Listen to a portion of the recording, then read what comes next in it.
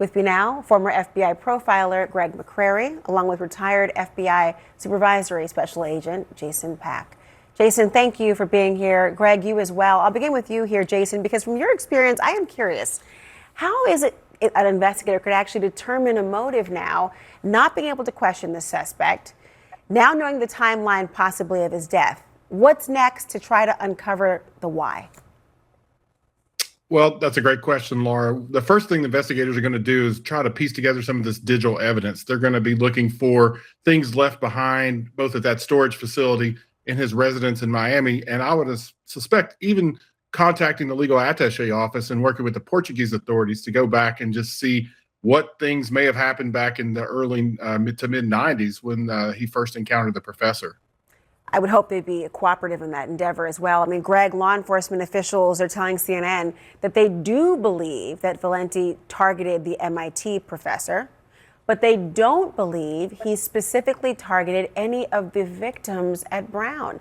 Now, we know he briefly attended there, and his former classmates, they describe him as brilliant, but also arrogant and difficult.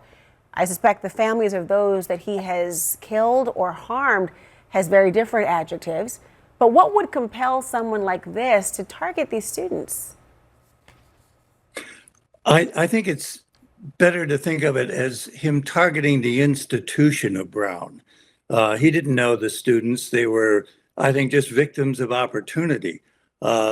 These types of violence are targeted. They're instrumental, they're offensive in targeted violence. And basically the idea that these lone actor offenders have is their mindset is, my life sucks and you're to blame. They're angry, they're paranoid enough to blame others.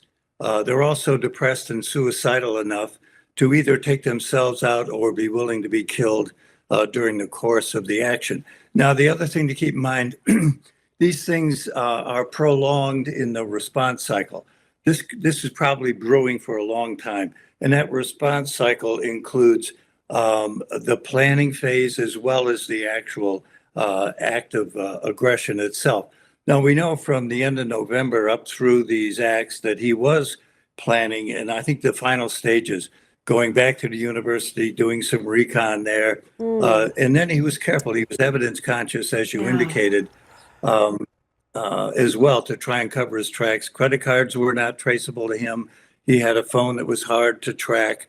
All those sorts of things. He got hung up on renting the car. He had to use his own driver's license. Right. They're very hard to fabricate. So once that broke, then everything began to fall into place. And thank God for that Good Samaritan with the instinct to think something was off and give that clue. The slain MIT physicist, Jason Nuno Loureiro, was considered to be highly accomplished in his field. I mean, he was an MIT professor, for goodness sakes.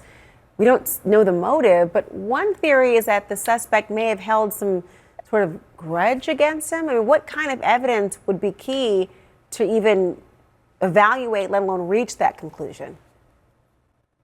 That's why it's important to go back and start at the beginning and retrace those steps. And even to these days on his social media accounts, anything he may have left in his house, those types of things are important. And as Greg said, to piece together, this thing's been boiling over for a while. He just didn't show up and decide to do it one day. He was in the area several times. And if you read the affidavit on the Rhode Island Attorney General's website, it's pretty chilling.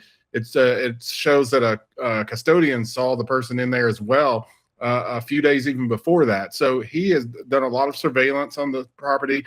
And we mentioned the SIM cards. We mentioned the flipping of the license plate. So there is a little bit of sophistication there. But I don't think he was counting on John, the person with the Reddit post, who ultimately was his demise. Greg McCrary, Jason Pack, thank you both so much. You're welcome.